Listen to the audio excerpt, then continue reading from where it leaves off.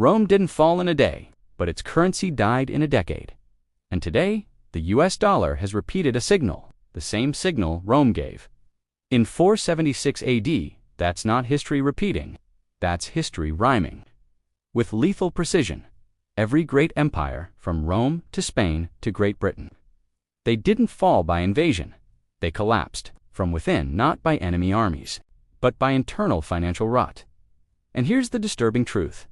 All of them followed the same pattern, the same chain of events, the same 6 steps, down an economic death spiral. Today, I'm not here to talk about conspiracies. I'm here to talk about math. The math of empire. Because right now, the United States has crossed the most dangerous threshold. Stage 1, the beginning of every powerful empire. The phase known as the builder. This is where conquest, innovation, and discipline form the backbone of national strength. This is the American dream era, where progress feels real, earned, and unstoppable. The empire rises on real innovation, real productivity, real human effort. Factories are built, wars are won, and the nation grows from the sweat of its people. The government is disciplined, spending carefully, building wisely, thinking long-term, and the currency is backed by something solid: gold, silver, and true productive power. In this stage, people trust the system because the system deserves their trust. Stage 2, the comfort trap.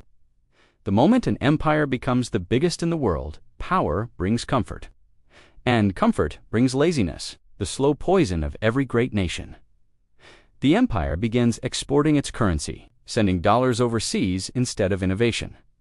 After World War II, the US dollar becomes the world's reserve currency. America steps into the role of the global cop, patrolling the world with billions in spending. This creates an illusion of strength, while the foundations at home quietly weaken. Military spending rises, but innovation at home begins to slow, almost unnoticed. Stage 3, the consumer's addiction, where success becomes a trap disguised as prosperity. The empire becomes addicted to its own achievements, blind to the cost building beneath it. The government discovers it can print money, easily, endlessly, without immediate consequences. Credit explodes. Borrowing becomes normal, and the national credit card becomes the answer to everything. People believe growth is infinite, that prosperity can be printed, that nothing can go wrong, but the money supply grows faster, far faster, than the real things money is supposed to buy.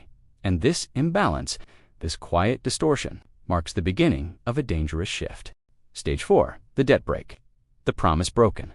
The financial foundation of the empire begins to crack. 1971, a pivotal year, President Nixon sees a looming problem.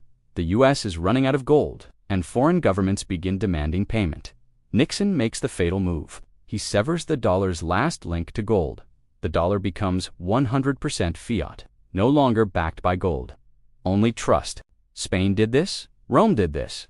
Every dying empire followed the same path when their vaults ran dry. Stage 5, the final print, the counterfeiter, with no restraint left. The empire becomes a drunken sailor.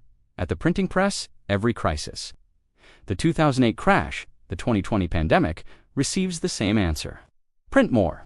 Quantitative easing. Trillions of dollars created from nothing. Trying to fix debt with more debt. Inflation spikes. The cost of living explodes. And the people feel the pressure. For 50 years, we have been trapped in stages 4 and 5, protected only by one final safety net: the illusion of global trust. Stage 6, the exit signal. The moment of death. This is the point of no return. Stage 6 begins when the world stops playing your currency game for 50 years. Oil followed one rule: use the US dollar. The petrodollar created global demand, and that demand just evaporated. History repeats. Just like Rome for 76 AD, Rome's money died when trading partners refused Roman currency, demanding real gold instead. When your currency is refused for essentials, it's over. The signal just flashed. BRICS nations, Saudi Arabia, major energy producers, now settle trade without the US dollar. The dollar is no longer essential. It's just another currency, but with trillions more debt than all others. This is the moment the dollar stops dying slowly and starts collapsing rapidly. Stages 7 and 8. Hyperinflation and the currency reset are not predictions. They are mathematical inevitabilities. Once stage 6 is crossed, you cannot print trillions and keep global control. After the world walks away, the US dollar now faces the same unforgiving math that killed the British pound, the Spanish real, and the Roman denarius. The clock isn't ticking toward a stock market crash. It's ticking toward a currency collapse.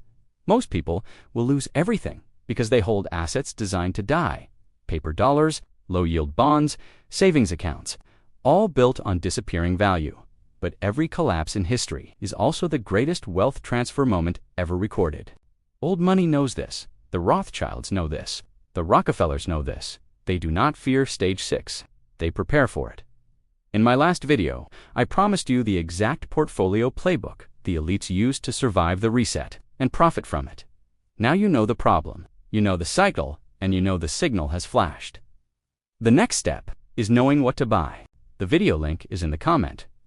I reveal the invisible assets the elites are buying to capture the trillions about to be transferred. Do not wait for the news to tell you. By then, it will be too late.